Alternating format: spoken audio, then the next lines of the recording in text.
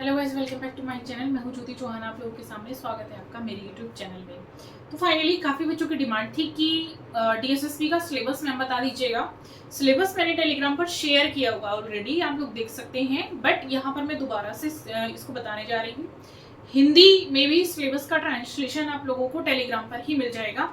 Telegram channel का link मैंने नीचे दे रखा है। ठीक है, चलिए मैं आपको सिलेबस बता देती हूँ कि टीजीटी का जो सिलेबस है वो क्या है। तो जैसे ये मेरे सामने है ड्राइंग एंड पेंटिंग यानी टीजीटी का सिलेबस है। इंग्लिश में अगर नहीं समझ में आ रहा तो हिंदी का मैं प्रोवाइड आप लोगों को करा दूंगी, क्योंकि ये साइट से निकाला हुआ सिलेबस है। ठीक है, तो सिलेबस है यहाँ पर यानी फंडामेंटल ऑफ विजुअल आर्ट। तो फंडामेंटल ऑफ विजुअल आर्ट में क्या होगा, जैसे कि एलिमेंट्स ऑफ पेंटिंग में लाइन हो जाएगा यानी, ठीक है, एलिमेंट्स ऑफ पेंटिंग यानी पेंटिंग के एलिमेंट्स क्या होंगे। ठीक है, जैसे लाइन यानी रेखा, colour, form, space, tone and texture है। ठीक है, ये सारे एलिमेंट्स हैं। अब जैसे कि स्टेट में बच्चे कह रहे थे कि मैम 7 दे रखे हैं, 6 दे रखे हैं, तो ये जो एलिमेंट्स हैं आप लोगों के यहाँ पर प्रॉपर दे रखे हैं कि कितने होंगे, तो इसी में से आएगा क्वेश्चन भी। ठीक है, अब यहाँ पर है प्रिंसिपल्स ऑफ कंपोजिशंस। तो कंपोजिशंस जैसे कि यहाँ पर प्रिंसिपल ऑफ कंपोजिशन में बैलेंस आपका आता है। ठीक है, राइम आता है, हार्मनी यानी लय आता है, हार्मनी है, यूनिटी है, पर्सपेक्टिव है। ठीक है, तो पहला जो यूनिट है आप लोगों का, इसमें आपके जो है सिद्धांत आ गए और आपके तत्व आ गए। ठीक है, कला के तत्व और कला के सिद्धांत आ गए, तो दो चीजें आ गई। दूसरी यूनिट यहाँ पर टॉपिक दे रखा है, यानी यूनिट 1 यूनिट 2 नहीं दिया है, सिर्फ टॉपिक दे रखे हैं। तो इन टॉपिक के अंतर्गत कौन कौन सी चीजें आएंगी। ठीक है, जैसे creative art, method and material, इसमें क्या है आपका वाटर है, कलर, वाटर कलर है, ऑयल है, टेम्परा, ये मेथड यानी जो मीडियम्स हैं आप लोग पढ़ते हैं, आर्ट पढ़ रहे हैं, तो बिना टेक्निक के अधूरी है। तो टेक्निकली मेथड और मटेरियल जरूरी है जानना। तो वाटर कलर, ठीक है, वाटर कलर की पूरी हिस्ट्री कहाँ से शुरू हुए थे, किस प्रकार से किए जाते हैं, सबसे पहले किसने किए थे।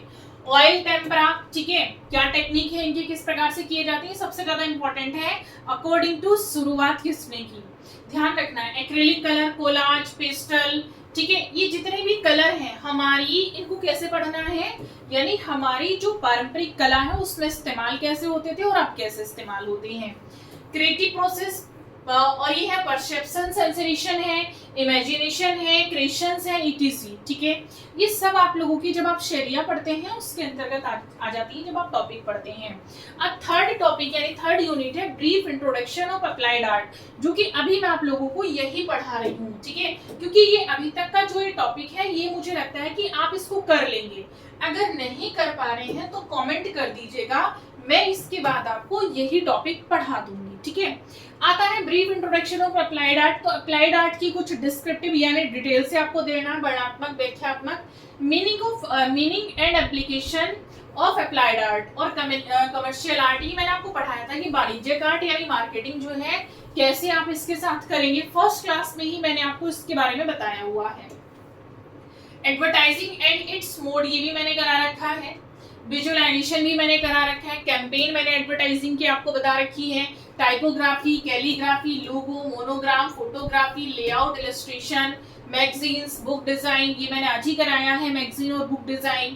Poster making, information design for social issues, ये अभी हम लोग कराएंगे यहाँ से टॉपिक। ठीक है, cultural issues and events, graphic design, fashion design, interior design, package design, ये मैंने आप लोगों को इस टॉपिक को पढ़ाते हुए भी बताया था कि किस तरीके से डिजाइन होते हैं, किस तरह से इनका इस्तेमाल होता है। तो फिलहाल अभी हम इन टॉपिक को पढ़ाएंगे, बाकी के कुछ टॉपिक मैं आपको पढ़ा चुकी हूँ। जो बच्चे आज नए हैं यहाँ पर, वो लोग मेरी प्लेलिस्ट में इसमें ही जाएंगे, जो डीएसएसपी की प्लेलिस्ट है इसमें आपको क्लासेस मिल जाएंगी। मैंने इसी वाली यूनिट से शुरू किया है। ठीक है, अब आता है आपका नेक्स्ट यूनिट है एनवायरमेंटल एंड फोक और ट्रिबल आर्ट। ये वाला टॉपिक ध्यान देंगे। एक तो ये टॉपिक जो ऊपर लिखा और ये टॉपिक, अगर यहाँ पर हरियाणा के बच्चे हैं, एचपीएससी वाले हैं, तो ये सेम दोनों ही टॉपिक उठाकर रख दिए गए हैं। जो हरियाणा में टीजीटी और पीजीटी आता है, तो ये टॉपिक इंपॉर्टेंट है उनके लिए भी। इसलिए मैंने जब भी मैं क्लास लेती हूँ ना ये वाले टॉपिक की, तो मैं आपको बता के चलती हूँ कि हरियाणा टीजीटी पीजीटी के लिए भी इंपॉर्टेंट है। इवन अब जो जितने भी आप लोगों के एग्जाम होंगे उन सबके लिए इंपॉर्टेंट है। तो स्पेशली ये वाले दो टॉपिक, पीजीटी का जो डिस्क्रिप्टिव हुआ था हरियाणा में, यही दो टॉपिक दे रखे थे। ठीक है, इससे तो क्वेश्चन भी आया हुआ था। अब चलिएगा यहाँ जाते हैं एनवायरमेंटल एंड लैंड आर्ट। ठीक है, folk art and tribal art of India, और पटचित्र, जैसे कि आपकी जो जो एनवायरमेंटल पर्यावरणीय आर्ट है, फोक आर्ट है और ट्राइब आर्ट्स है, ठीक है। तो इसमें जो है आप लोगों का, जैसे कि ट्राइब आर्ट्स आप लोगों की हो गई ट्रिबल आर्ट में, कि पटचित्र आपका हो गया, ठीक है, पिछवाई, अल्पना, कोलम है, मधुबनी है, कांथा है, काली घाट है, फुलकारी है, एपन है, वर्ली है, गोंद है, कलमकारी है, तंजोर है, सौरा है, भील है, भोटिया, रैन है, जो सारी है, ठीक है, थारू है और बुक्सा है। तो ये वाली जो है आप लोगों की, ये सेम ट्राइब्स आर्ट्स जो हैं HPSC में दी थी ट्रिबल आर्ट, ठीक है, ध्यान रखना है। ये पेंटिंग है, इंडियन पेंटिंग है। इंडियन पेंटिंग मैंने आप लोगों को इसलिए छोड़ दिया था कराने से, अदरवाइज चाहती तो चैप्टर 1 से ही मैं करवाती, बट जो मुझे लगा कि जो टफ टॉपिक्स हैं उनको करा दिया जाए, ठीक है। इंडियन पेंटिंग में आप जानते हैं कि क्या टॉपिक आएंगे, ये समझ में आया? इनमें से कोई प्रॉब्लम है तो आप समझ सकते हैं। ये वाले जो टॉपिक हैं ये आपको इन टॉपिक से अलग पढ़ने, क्योंकि आपको लग रहा होगा ये वाले टॉपिक यहाँ भी आते हैं, इंडियन आर्ट में बिल्कुल आते हैं, बट आपको थोड़ा सा इनको डिस्क्राइब करके पढ़ना है, डिटेल से पढ़ना है, ठीक है। Prehistoric and rock paintings, ठीक है, यानी प्रागैतिहासिक काल से आपको पढ़ना है। Art of Indus valley civilisation पढ़ना है, ठीक है। केव पेंटिंग्स पढ़नी है, जैसे कि अजंता हो गया। केव में भी दे रखी है कौन कौन सी केव पेंटिंग्स पढ़नी है, तो केव पेंटिंग्स में अजंता, एलोरा, ठीक है, और अभ्रंश शैली है, मुगल स्कूल है, राजस्थानी है, पहाड़ी है, गढ़वाल है, कंपनी शैली है, बंगाली स्कूल है, राजा रवि वर्मा है, अमृता शेरगिल। अब आर्टिस्ट में दे रखा है राजा रवि वर्मा, अमृता शेरगिल, हुसैन, FN सूजा, देवी प्रसाद राय चौधरी, और ये है शारदा चरण उकील है, KCS पनिक्कर हैं, NS बेंद्रे हैं और KK हैबर हैं। ये आर्टिस्ट आपको पढ़ने हैं, ठीक है। अब देखिएगा, अब आता है एस्थेटिक में। एस्थेटिक के भी वही टॉपिक है जो मैंने हरियाणा में पढ़ाए हुए थे TGT और PGT वालों के लिए। तो हरियाणा वालों के लिए DSSP का सिलेबस बहुत ज्यादा इंपॉर्टेंट है, साथ साथ चंडीगढ़ वालों के लिए भी इंपॉर्टेंट है, ठीक है। तो यहाँ पर है एस्थेटिक एंड एप्रिसिएशन, जो है इसमें आप देख सकते हैं डेफिनेशंस देनी है एस्थेटिक की। एस्थेटिक क्या है, क्यों इस्तेमाल किया जाता है, हम क्यों पढ़ रहे हैं। Meaning and classification of art, ठीक है, इसका मीनिंग पढ़ना है। क्लासिफिकेशन ऑफ आर्ट्स यानी इसके पार्ट्स पढ़ने हैं, जैसे कि fine art and visual art, ठीक है। Aesthetics Indian based on ancient manuscript और लिटरेचर, यानी जो आपको एस्थेटिक पढ़ना है वो इंडियन बेस्ड पढ़ना है, कि इंडियन बेस्ड में, मैन्युस्क्रिप्ट में एंड लिटरेचर बेस्ड आपको पढ़ना है, ठीक है। भरत मुनि, जब हम बात करते हैं भारतीय सौंदर्य शास्त्र की, तो भरत मुनि को नहीं छोड़ सकते। रस, तो भरत मुनि की जो थ्योरी है बेसिकली रस के माध्यम से बताई जाती है, रस के लिए फेमस है। अभिनव गुप्त, ठीक है, और ध्वनि सिद्धांत है इनका, अलंकार सिद्धांत है। रविन्द्रनाथ ठाकुर आपको पढ़ना पड़ेगा, क्योंकि भारतीय सौंदर्य आप पढ़ रहे हैं, आनंद कुमार स्वामी भी आएंगे, EV हैवल आएंगे। अब आता है, ये तो हो गया आपका यहाँ तक इंडियन एस्थेटिक, ठीक है। इंडियन एस्थेटिक आपको इतना करना है। इसके बाद आपको वेस्टर्न एस्थेटिक करना है। तो वेस्टर्न एस्थेटिक में आपका वही प्लेटो आ जाता है, अरस्तु आ जाता है, ठीक है, अगस्टाइन आ जाता है, बामा गार्टन आपके आएंगे, क्योंकि आप अगर एस्थेटिक को पढ़ाएं तो बामा गार्टन को नहीं छोड़ सकते। हीगल आएगा, क्रोचे आएगा, सिगमंड फ्राइड आएगा, ठीक है, तो कांट आएगा, ठीक, और बर्नेली आएगा, हर्बर्ट रीड आएगा। ये सब आपके जो है आर्टिस्ट, यानी लेखक है, आर्टिस्ट है, ये सब आएंगे आपके एस्थेटिक्स हैं।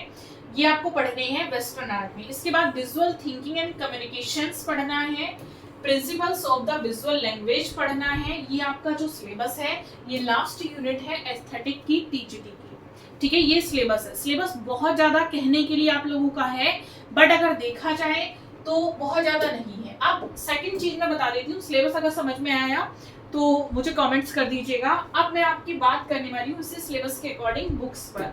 सबसे ज्यादा प्रश्न मेरे पास अभी तक जो आया हुआ है कमेंट्स, वो आता है कि हमें मैम बुक बता दीजिएगा DSSP के लिए कौन सी बुक पढ़नी है। तो जो DSSP के लिए सबसे अच्छी बुक्स होती हैं, हमेशा मैं बात करती हूँ, अगर आप मेरी सारी वीडियोस देखते हैं, सारी क्लास में रहते हैं, तो मैं सबसे पहले जो मोस्ट प्रेफरेंस देती हूँ, इसलिए मेरे बैच से सबसे ज्यादा बच्चे भी सिलेक्ट होते हैं। मैं सबसे ज्यादा पढ़ाती भी हूँ अपनी क्लास में, और मैं बच्चों को सजेस्ट भी करती हूँ, और मेरा सबसे पहला प्रेफरेंस होता है NCERT, ठीक है, चाहे जितनी मर्जी बुक्स मार्केट में हो। बट ये जब भी हम DSSP देने जा रहे हैं, स्पेशली मैंने DSSP, ऐसा नहीं है मैं सारी परीक्षाओं के लिए इसको बोल रही हूँ, नहीं, कुछ देखिए परीक्षाओं का कुछ पैटर्न्स होता है कि किन किन बुक से आता है। DSSP की बात करें, CTET की बात करें, तो हम NCERT नहीं छोड़ सकते, NCERT पढ़िएगा, ठीक है। बुक्स के लिए अब एनसीईआरटी में कौन कौन सा आपको मिलेगा टॉपिक, ठीक। तो जैसे अभी मैंने बात की कि इंडियन पेंटिंग्स का ये सारा टॉपिक आपको मिल जाएगा, ये वाली यूनिट, ठीक है, प्री हिस्टोरिक से लेकर अब आपकी ट्राइब्स आर्ट है ये भी आपको मिल जाएगा, ये भी सब एनसीईआरटी में ही है, ठीक है। आपने देखा होगा ये सारे टॉपिक पढ़ा भी रखे हैं। अगर आपने ईएमआरएस और केवीएस वाली प्लेलिस्ट मेरी देखी होगी, पूरा सिलेबस मैंने एनसीईआरटी बेस्ड उसमें करा रखा, बड़ा डिटेल से करवाया हुआ है, पूरा का पूरा पेपर वहीं से आया हुआ था।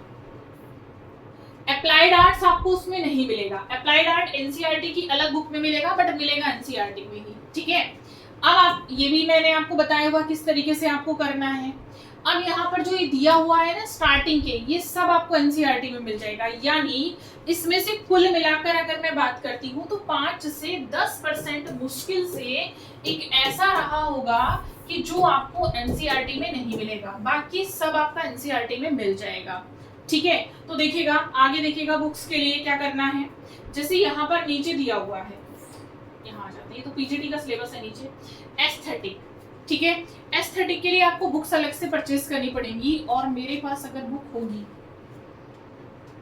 नहीं है, एस्थेटिक की कुछ बुक्स की पिक्स मैं आप लोगों का जो है लास्ट में आप देखेंगे टेलीग्राम पर मैं अटैच कर रही हूँ, टेलीग्राम से ले लीजिएगा, ठीक है, कि एनसीईआरटी के अलावा और कौन सी बुक्स पढ़ें, क्योंकि खाली एनसीईआरटी इनफ नहीं रहेगा।